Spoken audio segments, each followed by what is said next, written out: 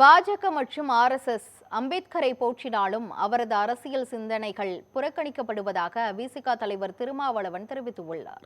திருப்பூர் மாவட்டம் பல்லடத்தில் நடைபெற்ற நிகழ்ச்சியில் பேசிய அவர் இவ்வாறு தெரிவித்தார். மறுக்காமல் எதிர்க்காமல் ஆதரித்துக் கொண்டே எதிர்த்து செயல்படுகிறவர்கள் ஒருபுறம் இருக்கிறார்கள். அவர்கள்தான் RSS, சங் பரிவார், பிஜேபி. அவங்க அம்பேத்கரை எதிர்க்க மாட்டாங்க, விமர்சிக்க மாட்டாங்க, மறுக்க மாட்டாங்க.